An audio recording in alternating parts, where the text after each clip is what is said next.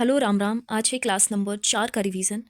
और सर ने इसमें बताया था भारत का संवैधानिक विकास किस प्रकार से हुआ और उसका जो हिस्टोरिकल बैकग्राउंड है वो क्या है। ठीक है, सर ने यहाँ पर कुछ पॉइंट लिखवाए थे कि भारत में जो पहला अंग्रेज आया था वो था स्टीफन थॉमस, जो 1579 में आया था। और उसके अलावा सेकंड जो अंग्रेज आया था वो था रॉल्फ फिच, जो 1583 में आया था। चार्टर एक्ट सन 1600 के बारे में कुछ लिखवाया था सर ने। ब्रिटेन की महारानी एलिजाबेथ ने 31 दिसंबर सन 1600 को ईस्ट इंडिया कंपनी की स्थापना करके उससे पूर्वी देशों में 15 वर्षों का व्यापार करने का अधिकार प्रदान किया। वो अधिकार एकाधिकार था, मोनोपोली था। ठीक है, ईस्ट इंडिया कंपनी जो इस्टेब्लिश हुई थी वो 217 शेयर होल्डर्स जो थे उनके द्वारा इस्टेब्लिश की गई थी। ईस्ट इंडिया कंपनी का पुराना जो नाम था वो था the governor and company of merchant of London trading in east Indies. इसका जो नया नाम था ईस्ट इंडिया कंपनी वो 1833 में हुआ। इसे ही मर्चेंट ऑफ एडवेंचर्स के नाम से भी जाना जाता था। इसकी शक्तियाँ 1858 एक्ट से ख़त्म कर दी गईं। 1874 में इसे पूर्णतः बंद कर दिया गया। ईस्ट इंडिया कंपनी की स्थापना के समय भारत में अकबर का शासनकाल था, जो 1556 से लेकर 1605 तक चला था। ईस्ट इंडिया कंपनी को मुलुकु द्वीप इंडोनेशिया के पास से व्यापार करने के लिए सहमति मिली थी। ब्लैक गोल्ड किसे बोलते हैं? ब्लैक पेपर को ब्लैक गोल्ड बोला जाता था। कोइन की जो डेथ हुई थी वो 1603 में हुई थी।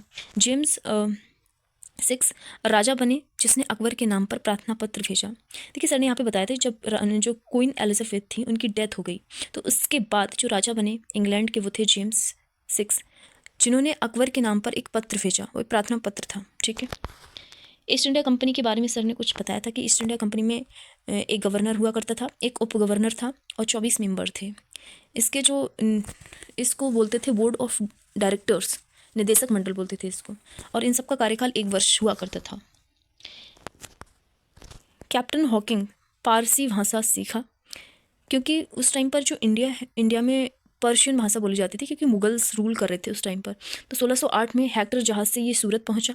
ठीक है, 1609 में आगरा पहुंचा। जहांगीर ने इसका स्वागत किया और ये परमिशन लेने में विफल रहा। ये जो कैप्टन हॉकिंग्स था ये परमिशन नहीं ले पाया था किसकी, व्यापार करने की भारत के साथ। ठीक है, फिर 1615 में आधिकारिक राजदूत ऑफिशियल एम्बेसडर थॉमस रो को बनाकर भेजा गया और इससे परमिशन मिली। लेकिन जो भारत के जो तटीय क्षेत्र हैं, कोस्टल एरियाज़ हैं, वहाँ पर जो व्यापार की परमिशन है वो दी गई थी, इसको जहांगीर से मिली थी। ठीक है, परंतु अंग्रेज़ों का टारगेट वेस्ट बंगाल था। अंग्रेज़ों का टारगेट क्या था? पश्चिम बंगाल था, क्योंकि वो काफ़ी समृद्ध राज्य हुआ करता था उस समय। कारण था टेक्सटाइल इंडस्ट्री थी, वर्ल्ड की 1/4 प्रोडक्शन यहाँ पर होता था। ईस्ट इंडिया कंपनी को 1717 में फर्रुखशियर ने दस्तक जारी दिया।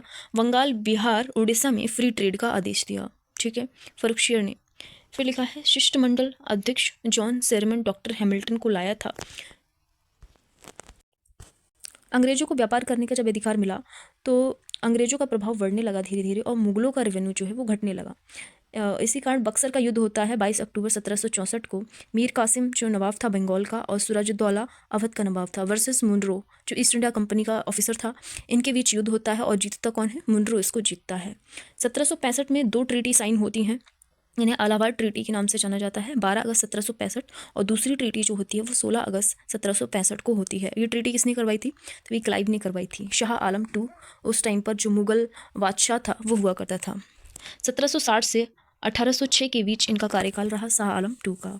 बंगाल, बिहार, उड़ीसा की दीवानी का अधिकार किसे प्राप्त हुआ? ईस्ट इंडिया कंपनी को प्राप्त हुआ इस ट्रीटी के तहत। बंगाल में द्वैध शासन इन्होंने शुरू कर दिया था अंग्रेजों ने। 1765 में क्लाइव ने लागू की थी व्यवस्था द्वैध शासन के डायरकी सिस्टम की। रेवेन्यू कलेक्शन किसके पास जाएगा? जितना भी राजस्व है वो ईस्ट इंडिया कंपनी के पास जाएगा। Justice, administration, public grievances matters, ये सारे नवाब देखेगा। ठीक है, इसे निजामत बोला गया। ईस्ट इंडिया कंपनी का पहला जो अध्यक्ष था वो मेयर था। फिर है चार्टर एक्ट 1726। इस चार्टर में कलकत्ता, बम्बई, मद्रास प्रेसिडेंसी के गवर्नर को कानून बनाने की शक्ति भी दे दी गई। ठीक है, ये थोड़ा सा मैप का बैकग्राउंड है जिसमें बम्बई, मद्रास और कलकत्ता को दर्शाया गया है।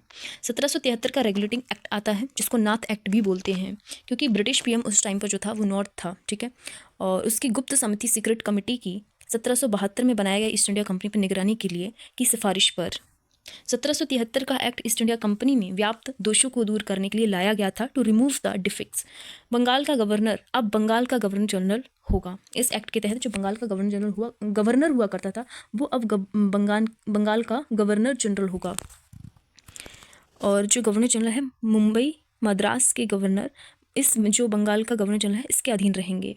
इस व्यवस्था से केंद्रीकृत प्रणाली का जन्म हुआ। इंडिया में जो सेंट्रलाइज सिस्टम है उसका विकास होता है। गवर्नर की सहायता के लिए 4 सदस्यीय परिषद का गठन किया गया, जिसमें governor general plus 4 member council, और इनका डिसीजन किससे होगा? बहुमत से होगा, और यहाँ से कार्यपालिका का उदय होता है। 1774 में कलकत्ता में सर्वोच्च न्यायालय की स्थापना हुई। यह एक अभिलेख कोर्ट ऑफ रिकॉर्ड होगा, ऐसा बोला गया। फैसले ना मानने पर सजा होगी और फैसले सुरक्षित होंगे। न्यायपालिका का जो उदय है वो यहीं से होता है। मुख्य न्यायाधीश इसका जो था वो था चीफ जस्टिस कौन था? एलिहाज इम्पे। इसके अलावा 3 अन्य न्यायाधीश थे, चेम्बर्स, लेमिस्टर, हाइड। कंपनी पर नियंत्रण किया गया। 24 डायरेक्टर 1/4 हर वर्ष सेवानिवृत्त हो जाएंगे। यानी कि अब तक हमने क्या पढ़ा था कि जो 24 डायरेक्टर थे कंपनी में जो कार्य कर रहे थे, एक बोर्ड ऑफ डायरेक्टर्स थे, तो वो अब हर 1/4 साल पर वो क्या हुए? रिटायर हो जाएंगे। 1000 पौंड शेयर बोर्ड का अधिकार होगा। कार्यकाल 4 वर्ष का कर दिया गया। कर्मचारी बिना लाइसेंस के ना तो निजी व्यापार कर सकते हैं, ना रिश्वत, ना उपहार ले सकते हैं। ठीक है, कंपनी के कर्मचारियों के लिए था ये। 1773 एक्ट की कमियों को दूर करने के लिए एक्ट ऑफ सेटलमेंट 1781 लाया गया। गवर्नर जनरल के कार्यों में सर्वोच्च न्यायालय हस्तक्षेप नहीं करेगा इस एक्ट के तहत।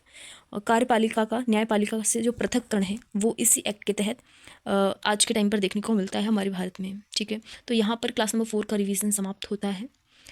Thank you so much for watching.